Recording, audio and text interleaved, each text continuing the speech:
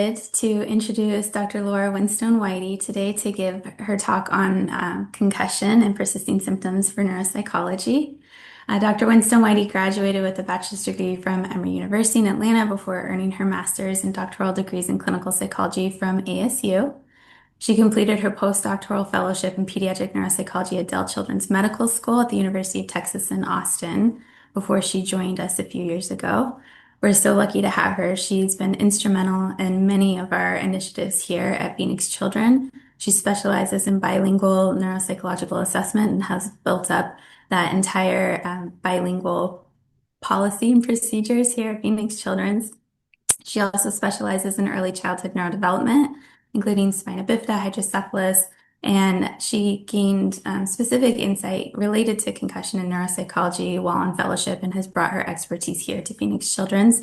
Along with Dr. Hammer, she has helped integrate neuropsychology into multidisciplinary clinic here at Phoenix Children's and continues to spread all of her knowledge related to persisting symptoms after concussion. So we're so excited to have her. Thank you so much, Dr. Winston-Whitey. Thank you, Dr. Whitaker. Nice to be here today. Excited to talk about concussion. In my experience, providers tend to fall into one of two camps. Either you really like concussion and you're willing to see it as a part of your clinical load, or you absolutely hate it and don't want it on your schedule at all.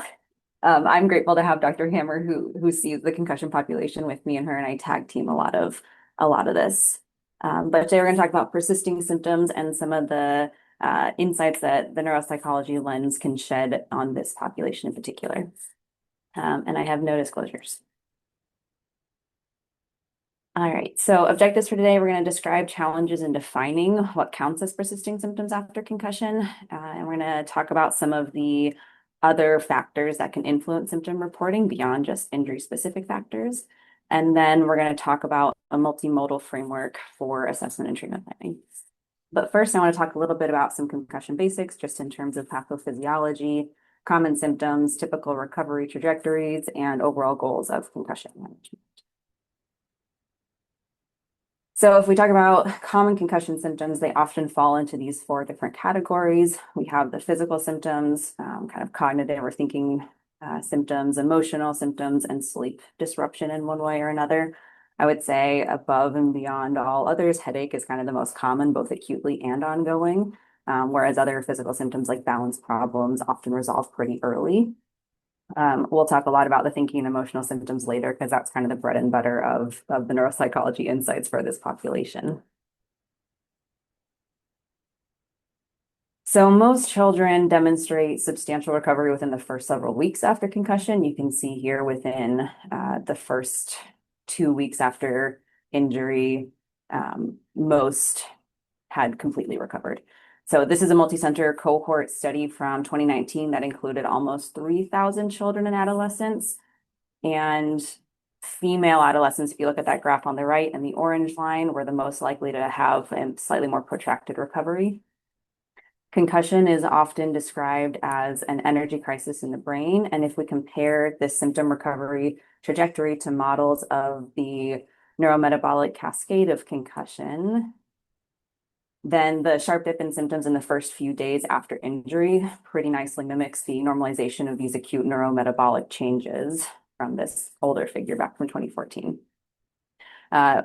Most of the talk today, we're going to talk about what happens when symptoms do not recover during these initial couple of weeks. But this is kind of when we talk about expectations for recovery, 75 to 80% of children are recovering within 4 weeks after their concussion.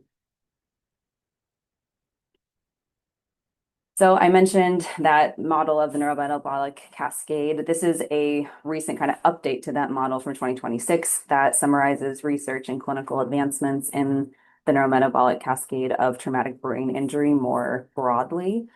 So briefly, the initial mechanical force disrupts normal neuronal signaling and creates a sudden increase in energy demand. And then this is followed by a period of reduced glucose metabolism, producing a mismatch between the brain's energy needs and its ability to meet those needs. And at the same time, processes such as inflammation, oxidative stress, mitochondrial dysfunction, altered cerebral blood flow, and disrupted waste clearance can further affect brain function after traumatic brain injury. Concussion, as opposed to more severe TBI, is typically a functional and physiologic disturbance rather than an overt structural brain injury, and symptoms generally improve as these systems return towards normal homeostasis.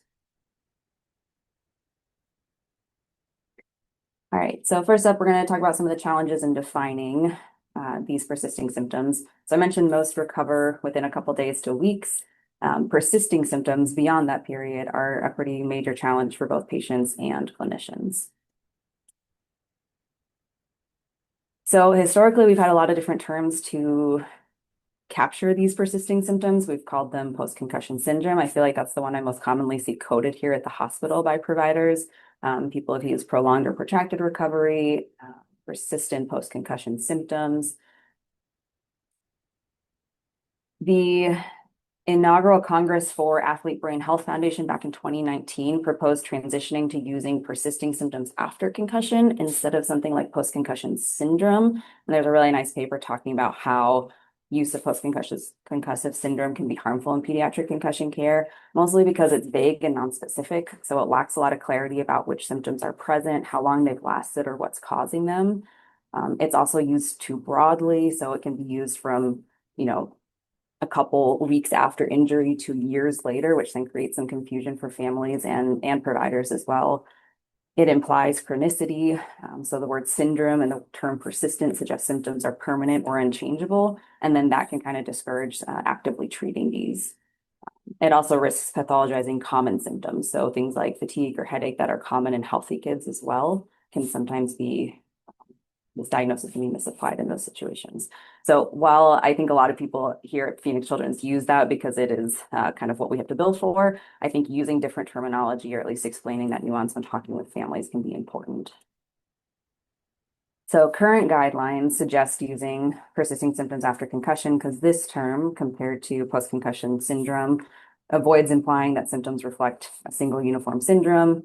It recognizes that symptoms can be influenced by a number of different factors beyond injury specific. And there is typically a 4-week or 1-month threshold most consistently used in the recent pediatric literature for that definition of persisting.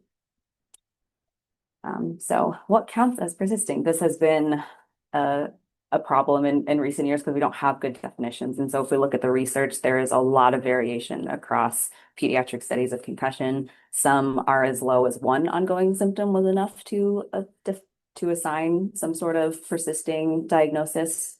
And then other studies required at least 3 new symptoms or worsening symptoms. Most commonly was to have these symptoms 1 month after injury was when people typically flipped from the acute code to more of a persisting mindset. Most of the studies out there don't give you very clear criteria about how they defined it. And all of these are limited in that they are based on self-reported symptoms, which is true for concussion as a population as a whole. So overall, the classification depends heavily on which symptom threshold, which measures we're using, and the recovery timeline that we're selecting. So other issues, concussion symptoms are very non-specific. So things like headache and dizziness, difficulties concentrating, irritability, mood changes, sleep disruption, all of these things that were in that initial graphic that I put up can be due to a lot of other things that are not concussion related. So the presence of symptoms does not establish that ongoing brain dysfunction from the concussion is their sole cause. And I think that's important to always keep in mind.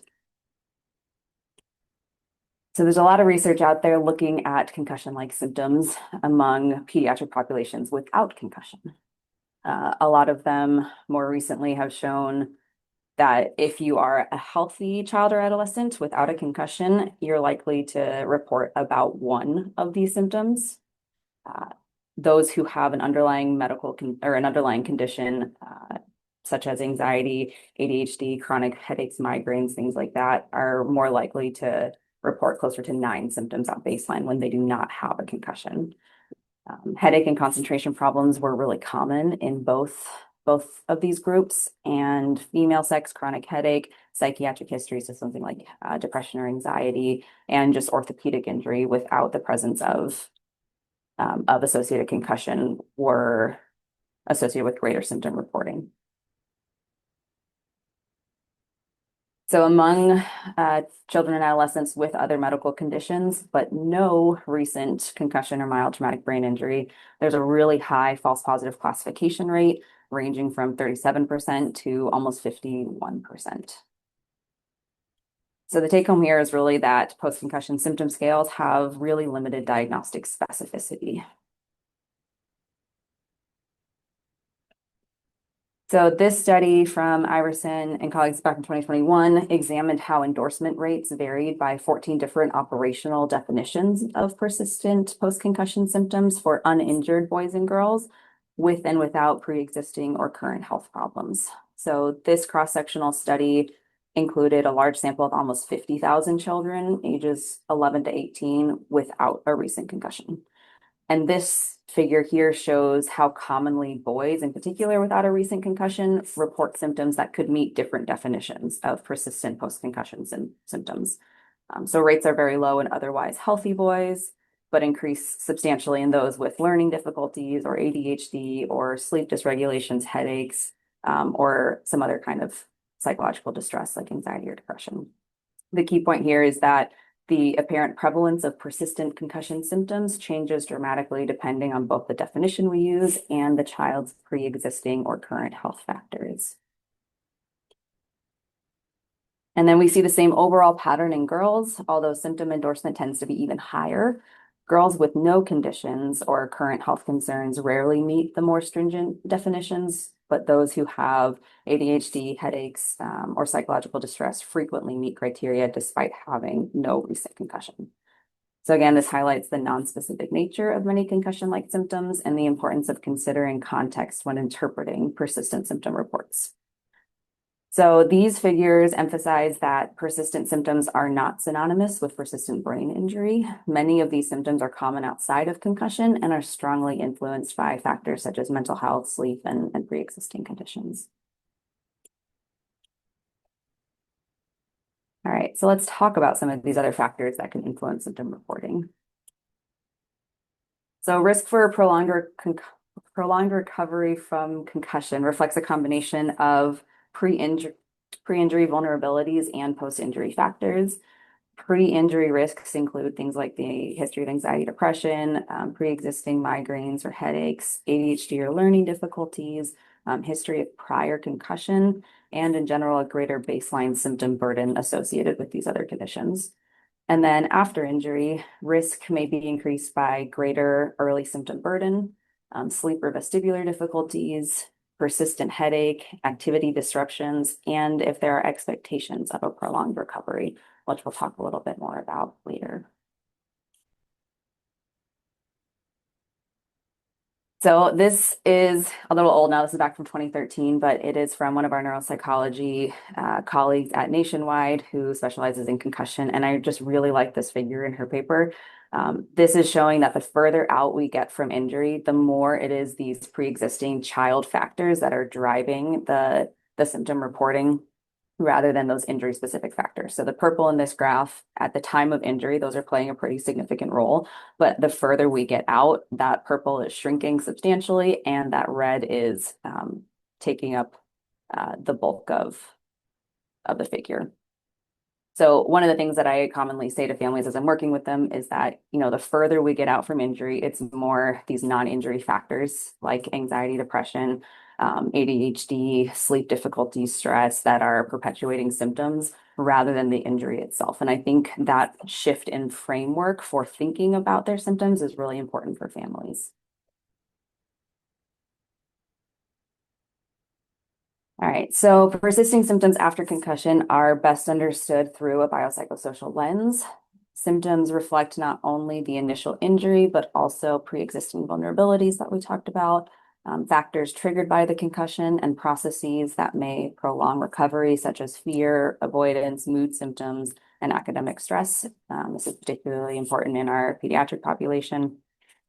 At the same time, there are some protective factors, so things like having accurate education about recovery trajectories, return to gradual activity, effective coping skills, and coordinated care across specialties can help move recovery in a positive direction.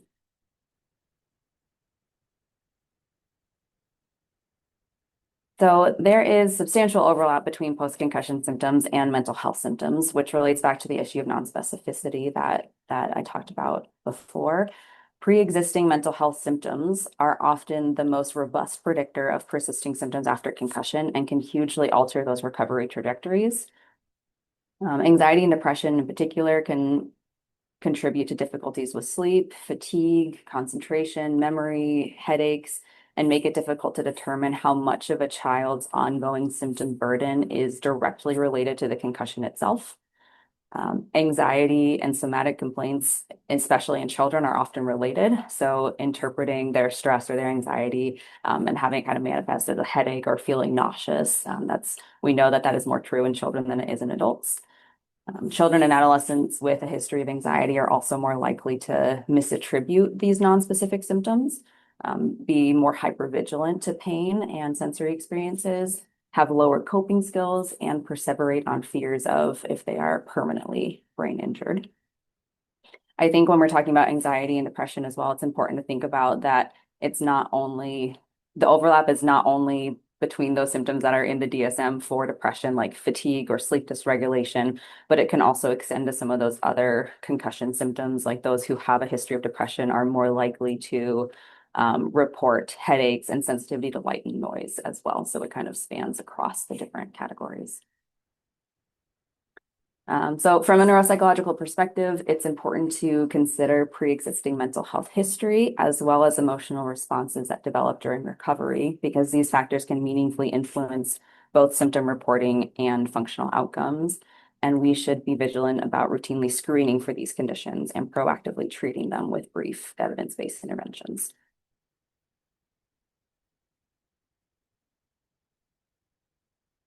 All right. So some of the psychological factors associated with these persisting symptoms after concussion, I just put a couple up here as examples. These constructs tend to center around negative expectations, maladaptive beliefs and thinking styles, and maladaptive coping techniques.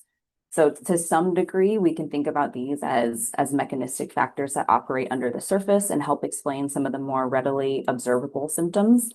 Catastrophizing, for example, refers to a style of thinking characterized by frequent rumination, anticipating serious negative consequences, and perceiving a lack of control. Fear avoidance is avoiding triggers for symptoms such as physical exertion, cognitive effort, socialization opportunities, etc. And if this type of avoidance is negatively reinforced, then this can create quite the vicious cycle, which really negatively contributes to their recovery overall.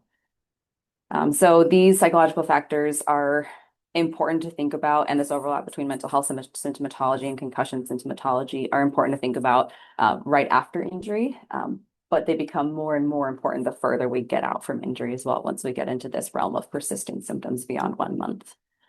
And these constructs relate to two of the primary goals of concussion management that I'm going to talk about in a couple slides. So namely like active rehabilitation and minimization of disruption to daily activities, and why these are so important when someone has kind of a predisposition towards some of these different traits. So Dr. Whitaker mentioned I did a lot of concussion work on fellowship. This is some data from my fellowship with a specialty concussion clinic of almost 1,000. If we look at their symptom reporting on the post-concussion symptom inventory at baseline, so this is their report of their injury or their symptom experience before their injury, so their baseline functioning, and then their clinic visit 1 and clinic visit 2. We can see that across all of those different time points, there is a significant difference in the amount of symptoms reported in those who have a history of either anxiety, depression versus those who do not. And then on the right here, we also know that if someone has this history of anxiety and depression and they're reporting significant symptoms at each clinic visit, the medical provider is going to be a lot less inclined to clear them quickly to go back to their high-risk activities. And so it also is associated with delayed clearance rates as well. So this was another study that I completed while in fellowship. We talk a lot about these different pre-injury factors that can influence symptom reporting, but most of the studies out there look at them in isolation. So they look at, they do t-tests or comparisons within group across 1 or 2 of these different factors. My objective was this study was to look at some of these previous risk factors for concussion recovery using a pretty diverse pediatric sample, and then better understand the pathways by which these individual pre-injury factors influence the post-concussion symptom recovery. So whether it's directly or indirectly. So through simultaneous examination of these commonly associated risk factors using a structural equation model, findings of this study highlight that there are unique additive effects of pre-injury factors on symptom reporting and concussion recovery. In particular, the unique contribution of mental health factors, so history of anxiety or depression, remained meaningful even when we include them amongst other known risk factors. So sometimes people think that the, history of prior concussions is more meaningful than thinking about some of these mental health considerations. This study would kind of beg to differ in that the history of prior concussions gets canceled out a little bit when we're considering some of these others that are accounting for a lot more of the variance in the baseline reporting and the symptom reporting at visit 1 as well. I mentioned before that recovery expectations are really important, and this is something that I think for all providers working with concussion, we need to be really clear about the psychoeducation we're providing to families because this can alter their trajectories. In a recent study, adolescents who later developed these persisting symptoms after concussion expected longer recovery than those who recovered within kind of our typical time frame of 28 days or 1 month. These recovery expectations can be influenced by things like previous concussion experiences, family beliefs, seeing things on social media or in the news, experiences of professional athletes. There's a lot of CTE concerns among families, inaccurate or inconsistent medical advice. Sometimes we still encounter a lot of community providers who they don't go back to school until you're completely symptom-free. And then by the time a child comes to see us in neuropsychology because they're having persisting symptoms and they're 6 months out from injury, it's like, well, they missed 2 months of school because they didn't go back on time. And then they had to do summer school because they didn't finish their courses for that semester. And then it just kind of creates this cascade, which makes it harder to bounce back from as well. So what should we be doing? Well, we want to provide realistic but reassuring recovery framework, emphasize the gradual return to meaningful activities, explain that if there are some temporary fluctuations in symptoms, it doesn't necessarily mean that they have re-injured their brain. Identify factors that can be actively treated or easily modified. So things like sleep, pain, mood that we know we can work with pretty easily and make pretty big gains in a short time.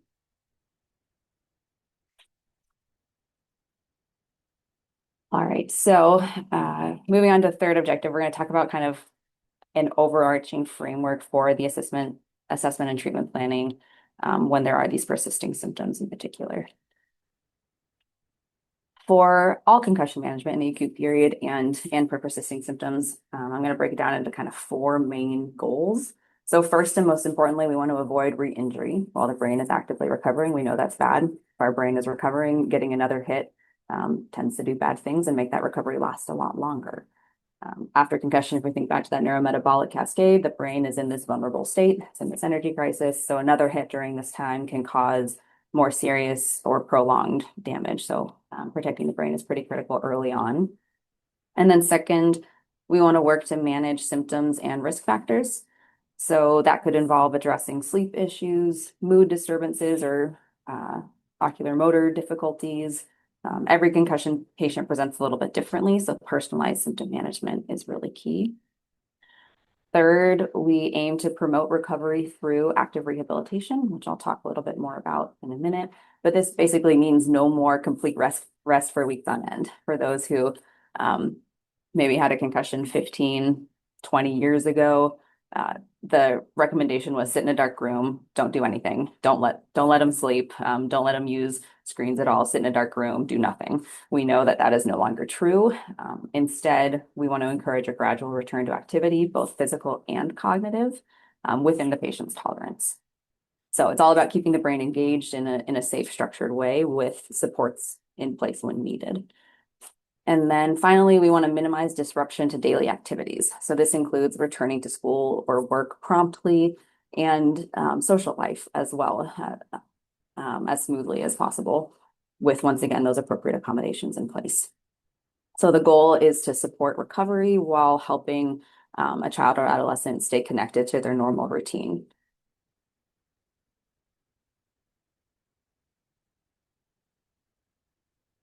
All right, so during the initial period following injury, I mentioned we obviously want to avoid the re-injury. Early identification of concussion is essential for reducing recovery time, especially pertaining to sports-related concussions, which are a lot of the ones that come through our various clinics, especially our colleagues in sports medicine. Continuing to play after concussion, we know significantly increases the risk of higher symptom burden and prolonged recovery. So athletes who were not removed from play immediately after a concussion took nearly twice as long to recover, an average of 44 days compared to 22 days for those who were immediately removed. They were also about 9 times more likely to experience protracted recovery lasting more than 21 days, as defined in this study. These athletes showed worse performance on measures of memory, processing speed, and reaction time tests, and reported more intense symptoms at follow-up as well. The reason, well, physical exertion after injury, like we know, kind of raises the brain's energy demands at the very time that it's undergoing that metabolic crisis that we talked about earlier. So this can intensify some of the inflammation. It can worsen some of the neurocognitive deficits during that acute period and increase the risk of secondary injury. So the CDC has a mantra of it's better to miss one game than the whole season, and hence the popularized catchphrase of when in doubt, sit them out, which is targeted towards coaches and athletic trainers in particular. So I'm going to talk a lot about the active rehabilitation model and getting back to normal activity. That does still apply after kind of the 24 to 48 hour relative rest period. But for our athletes in particular, there's often a tendency to want to get back to their sport, get back in the game, not miss that upcoming qualifying for something. It's really important to pull them out until we're sure kind of what's going on and how significant the concussion symptoms are. So in order to prevent re-injury during recovery, we have to kind of identify when the patient's fully recovered. And the best way to do this is through a pretty comprehensive concussion evaluation by qualified medical providers. The CDC emphasizes that it should be a comprehensive multimodal approach because this helps us ensure accurate diagnosis and effective management. So key components of this would include a clinical assessment, so conducting a thorough physical and neurologic exam, to identify any signs that may indicate a more severe injury or influence the management of the concussion symptoms, such as oculomotor dysfunction or cervical spine issues as well. Obviously, these are not things that I am doing so much as my colleagues in neurology and neurosurgery are doing with our concussion patients. Then for symptom evaluation, we want to use age-appropriate validated symptom rating scales to assess the severity and progression of symptoms. So examples include the post-concussion symptom inventory, which we'll talk a little bit about later. Cognitive and balance testing are important. In a lot of the sports concussion cases, they'll use a computerized cognitive test called IMPACT, and they do that as part of their preseason baseline, and then they have that to kind of reference back to if they sustain an injury during the season. And then assessment of risk factors. So this is evaluating for all those factors that we already talked about that may predict that prolonged recovery so that we know about them early on in the process. Things like age, previous concussions, neurological or psychiatric disorders, and if there are family or social stressors. All right, so I mentioned the PCSI. This is an example of what it looks like for the adolescent range or the self-report version. This was designed at CHOP. And it has been validated and shown to have good reliability and sensitivity for detecting concussion-related symptoms. It's one of the few tools recommended by the CDC because it has such a strong evidence base. What Dr. Hammer and I really like about this is that it doesn't just capture their current symptoms. So on the right side, you have current symptoms yesterday and today, but it actually also compares them to their pre-injury baseline. So this helps you as a provider get a sense for, is this child who has a diagnosis of ADHD in front of me reporting that they had more difficulties concentrating at baseline, depending on how well managed that ADHD was. If so, maybe that was at a 3 before their injury. And now, yesterday and today, they're saying it's at a 4. So if we were to just look at their current symptoms and it's at a 4, it's like, oh, wow, that's a pretty significant symptom. If we look at it compared to the pre-injury baseline, that's a pretty negligible change, probably like a little bit worse, but it's not as drastic as if we don't have that comparison. So that really helps put some of these non-specific symptoms in context. And it can be a really useful tool when explaining back to families some of the feedback. I always say that, concussion isn't going to fix things that were difficult before. So if we had anxiety at baseline or we had ADHD at baseline, a concussion's not going to make that go away. That's still going to be there. But in terms of clearing someone from a concussion perspective, we want them back to their pre-injury baseline. And using measures such as this help us kind of better establish what is that pre-injury baseline. So we want to promote recovery through active rehabilitation. Current concussion management has shifted away from that prolonged cocooning or strict physical and cognitive rest. Evidence now supports that there should be relative rest for the first 24 to 48 hours, and then this should be followed by a gradual return to school, daily activities, and light physical activity as tolerated. So mild and brief symptom increases with activity are generally acceptable and are not thought to delay recovery. Strict rest beyond the first few days can actually worsen some of these self-reported symptoms. The active rehabilitation model is kind of a structured, progressive approach to recovery from concussion. So it really emphasizes that gradual re-engagement, and it aims to facilitate healing by balancing rest with controlled activity, thereby kind of trying to optimize brain recovery and reduce some of those prolonged symptoms. For a lot of our adolescent population that we work with, falling behind academically can be a source of significant stress, especially for those more conscientious students, which can make that reentry to school more challenging. And if we are keeping them out of school for a prolonged time, they're missing social or athletic events. They're a little bit more isolated. They're not exercising at all. We know that this can all contribute to depressed mood or changes in sleep and appetite, which in turn can then exacerbate some of our other concussion symptoms like headaches. So it's all related. I describe concussion as kind of a cascade or a catalyst event, and then there's this cascade of things that follow. So the take-home point here is that extended restricted rest is really not clinically indicated anymore, and it may actually negatively impact recovery if we're taking it too far. All right, so what is the role of neuropsychology in all of this? Well, we can help with early identification of cognitive and emotional symptoms. So during the acute recovery period, there are different cognitive skills that we know can be impacted, and we can assess those in the acute period if there is reason to, such as clearing them to return to a high-risk situation. Most of the time, when we see patients in neuropsychology, they are outside of that 1 month range. We'd like to see them after 1 month, but before 6 months, so that we can kind of get after some of these other factors earlier on in the process and make sure that we're treating the right thing. So we focus not only on kind of what their subjective report of their symptoms are, but we'll also look at their like some objective assessment of their cognitive functioning.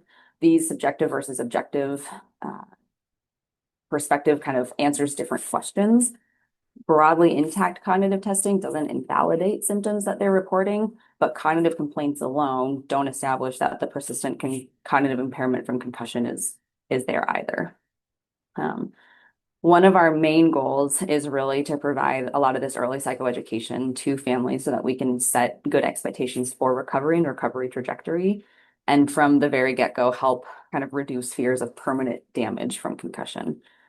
And then we focus a lot on aligning treatment to focus on modifiable factors. So the things I mentioned, like sleep, pain, and mood, and preventing negative behavioral patterns and avoidance or exaggeration during recovery.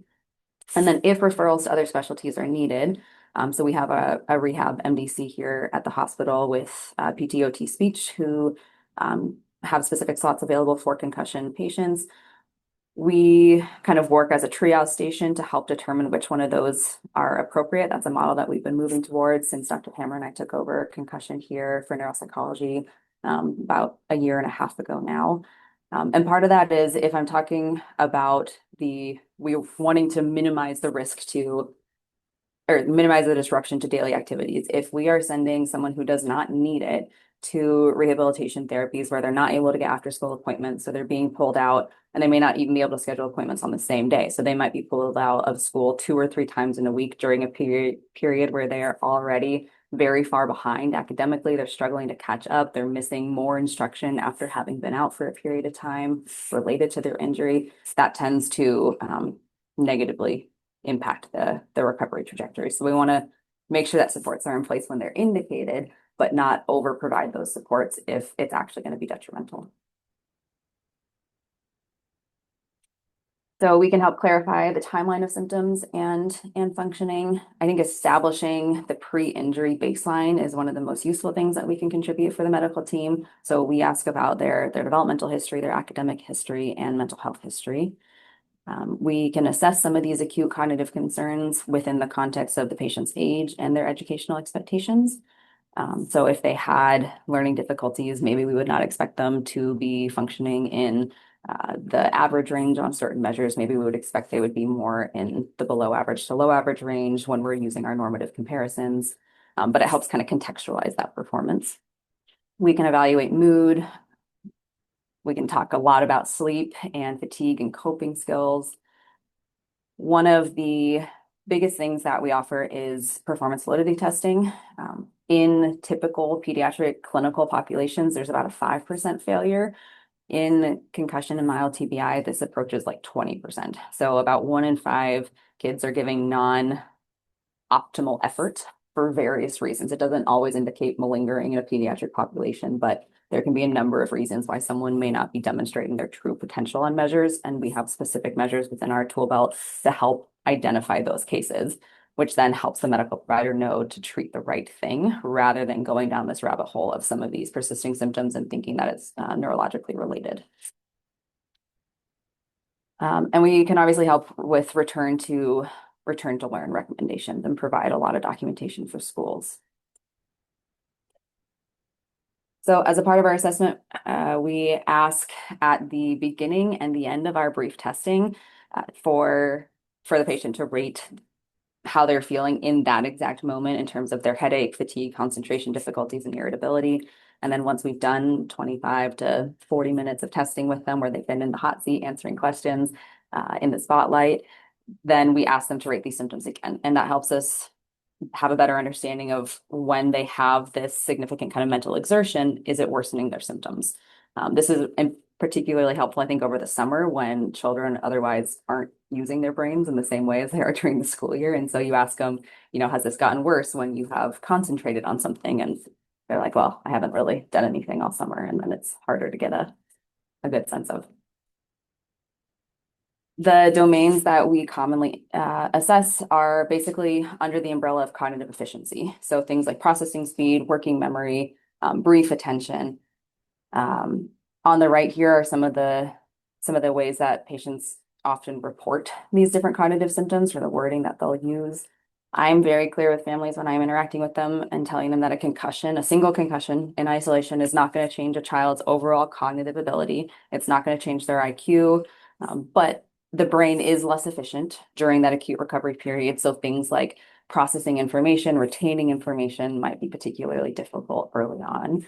We do a lot of psychoeducation about memory concerns and that it's not really true memory deficits. It's more the fact that if we're not paying attention to the information when it's presented, it doesn't get in. We don't encode it for us to be able to recall it later. But reassurance to families that their child does not have a true memory deficit. This recent study from 2025 looked at how common and how severe objective cognitive impairment was across a range of medical and neuropsychiatric conditions by systematically reviewing meta-analyses and comparing patients with healthy controls on cognitive testing. So it broke it down by both acute concussion and post-acute concussion, which they defined as greater than 4 weeks after injury. For an acute concussion, there was actually a small to moderate reduction in objective cognitive performance. But for post-acute concussion, it's a very, very negligible difference.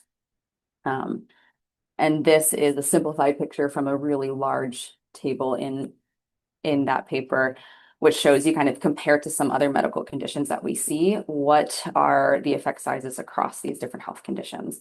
And you can see that post-acute concussion is less than hypertension, for example.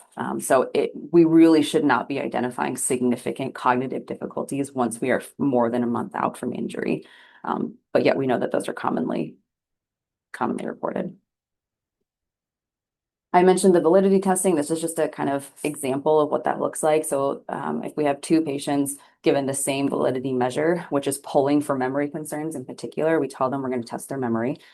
If we compare the performance of a 13-year-old who has intractable epilepsy, autism, and intellectual disability with an IQ in the 70s and a cognitive proficiency index in the 40s, so very, very low functioning, they are able to pass this measure.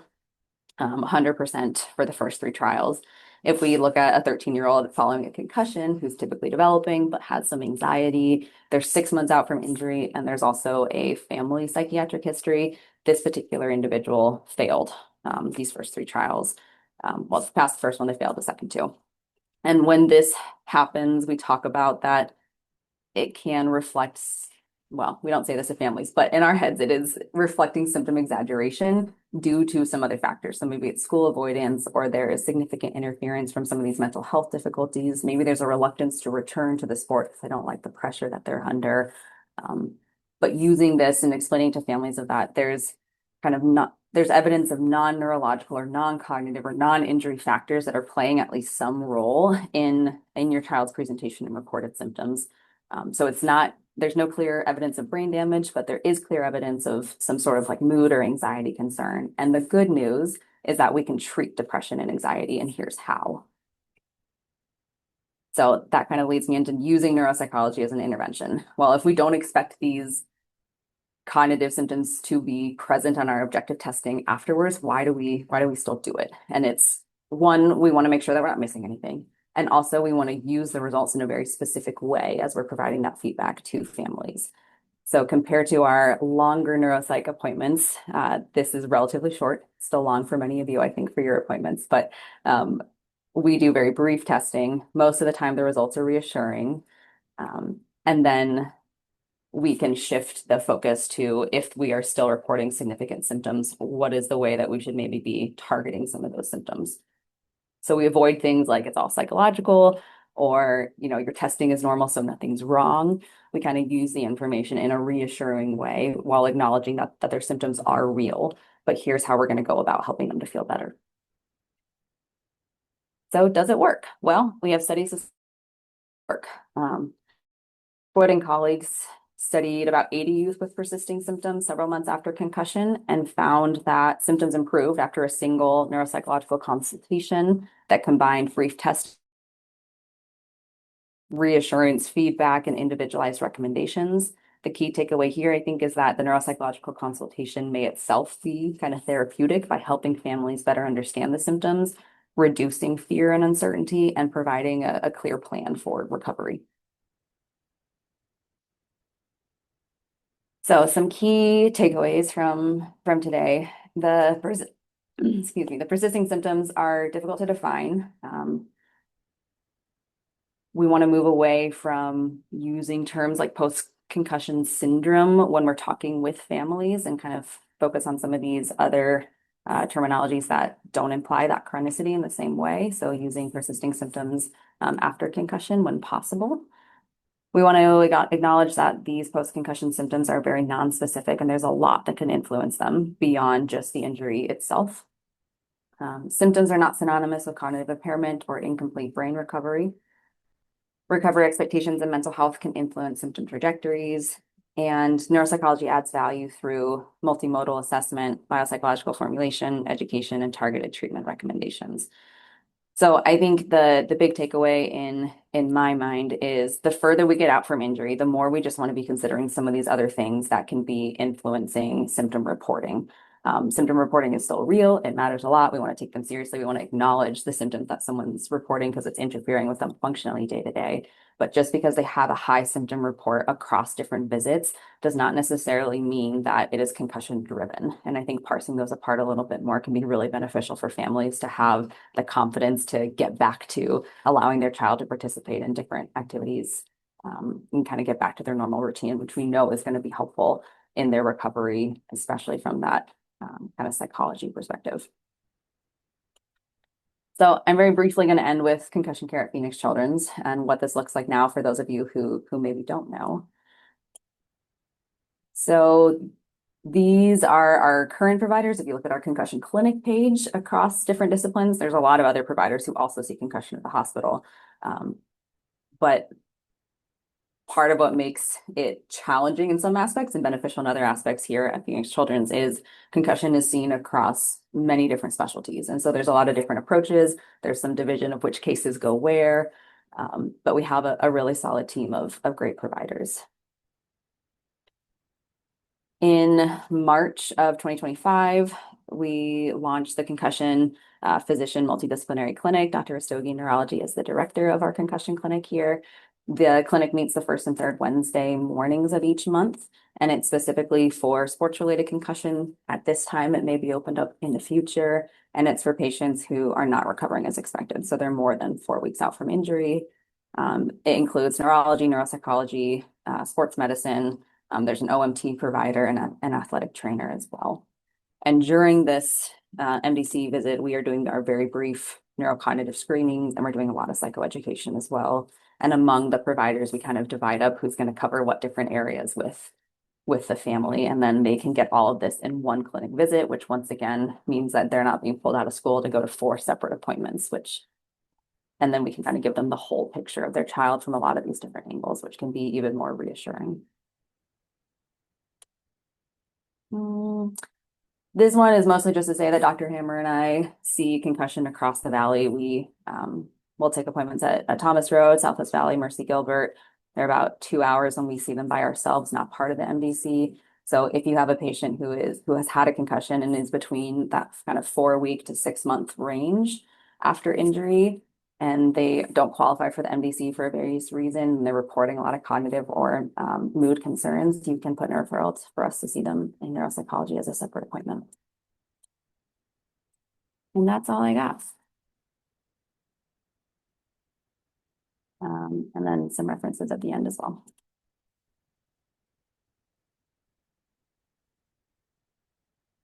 Are there any questions about anything?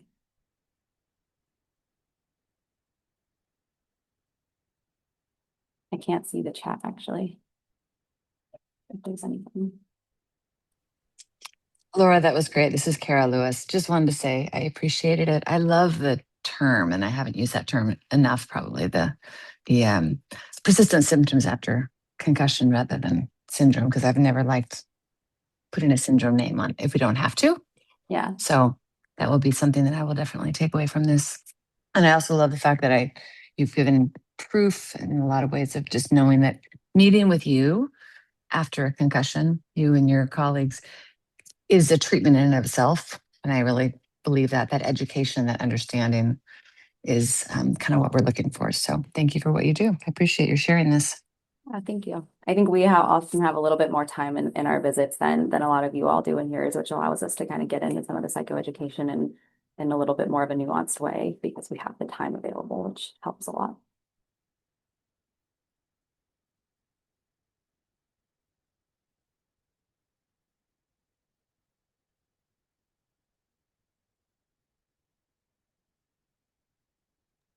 I will ask one more question. You're just from a programmatic situation of when we're referring to you, those kids in that after a month, 6 weeks, in terms of putting the order in, is it just concussion and just specify what we're looking for exactly?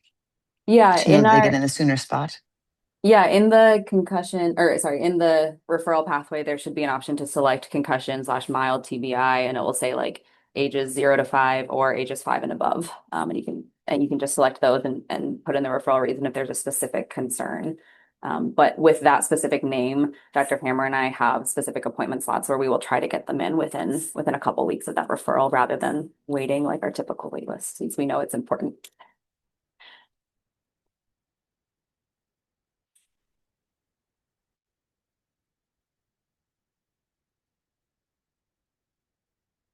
Thank you so much, Dr. Winstone-Weide.